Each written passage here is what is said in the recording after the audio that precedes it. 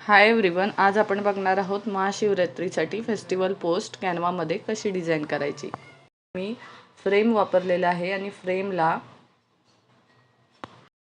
Sky design टाकलेला आहे। त्यानंतर आपण महादेवांचा PNG घेतलेला आहे, त्याचबरोबर महाशिवरात्री हे टेक्स्ट घेतलेले आहे।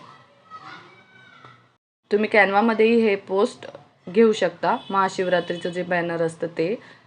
त्याचबरोबर आपल्याला भरपूर ठिकाणी PNG भेटून जातं।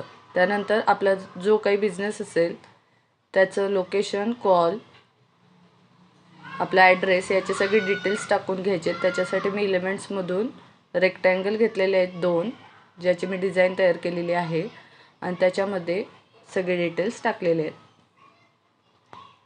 डिझाईनमध्ये टाकलेल्या सगळ्या टेक्स्टला आपण वेगवेगळे इफेक्ट देऊन बघायचे आहेत।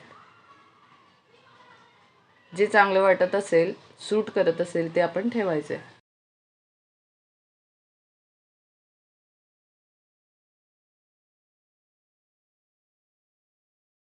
त्याच्यानंतर आपण इथं आपल्या बिझनेसचा लोगो ॲड करून घ्यायचा आहे। मी इथे एक रँडम लोगो कॅनवावरचा यूज केलेला आहे।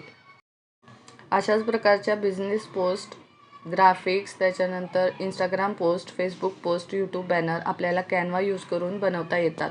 जर तुम्हाला त्या कशा बनवतात हे जर बघायचं असेल तर आपलं चॅनल नक्की सबस्क्राईब करा, किंवा तुम्हाला जर बनवून घ्यायचे असतील तर नक्की आपल्या या व्हिडिओच्या खाली कॉमेंट करा।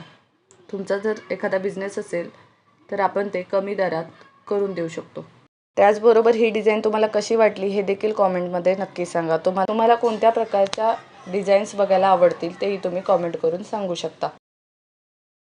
त्यानंतर आपलं हे डिझाईन कोणी यूज करू नये याच्यासाठी आपण एक वॉटरमार्क आपल्या ग्राफिक्सचा ॲड करायचा आहे, ज्यामुळे ही डिझाईन कोणी कॉपी करू शकणार नाही।